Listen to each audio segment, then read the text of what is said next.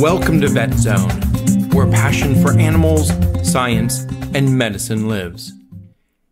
Anaphylactoids, stronger than a breath mint. When recalling the horrors of World War II, Vietnam, and the Korean War, we can hardly do so without including the haunting images of napalm. In a wonderful effort to destroy more life, the recipe's been improved over the years. Without going into the portmanteau for the acids that make up the name napalm, or some of the specific ingredient changes, it is basically a combination of gasoline and styrofoam. It sticks, it burns, and it can be near to impossible to put out. To repel the Arab Sea attack against Constantinople, the 7th century Byzantines invented the weapon known today as Greek fire. Back then, they commonly called it Roman fire, sea fire, or sticky fire. Both napalm and Greek fire devour and consume everything they touch. No regret, no mercy, and no going back. Despite their similarities, the precise formula of Greek fire has been lost in the annals of history. The terms anaphylactoid and anaphylactic confuse and frustrate us. Like napalm and Greek fire, since they inflict similar damage, we wonder how closely their mechanisms align. As is the case with Greek fire, one remains an elusive mystery. Anaphylactic reactions require both pre-exposure and stimulation of the immune system. Upon first exposure, associated with no adverse clinical signs, the body produces an antibody known as IgE instead of IgG. This process, class switch recombination of the B cell, occurs secondary to cytokine and T cell stimuli. Typically, IgE has a meager presence in the body. When free-floating, the body quickly eliminates IgE, with the half-life being only 1 to 2 days. When attached to the receptor on a mast cell or basophil, IgE lasts as long as the cell lives.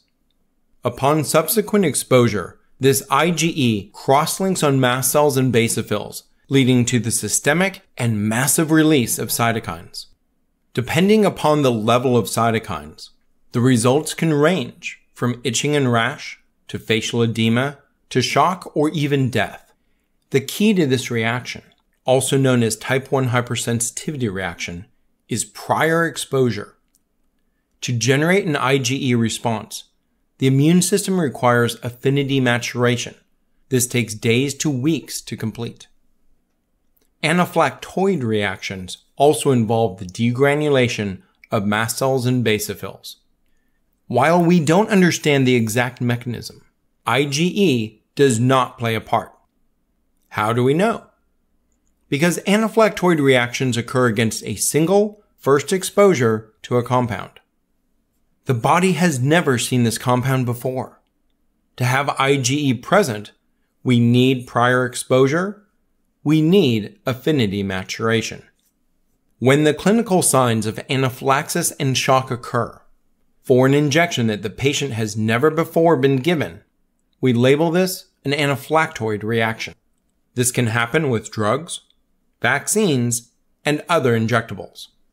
Since by definition, the body has never seen this compound before, and the occurrence is extremely rare, studying this phenomenon in any species represents a challenge.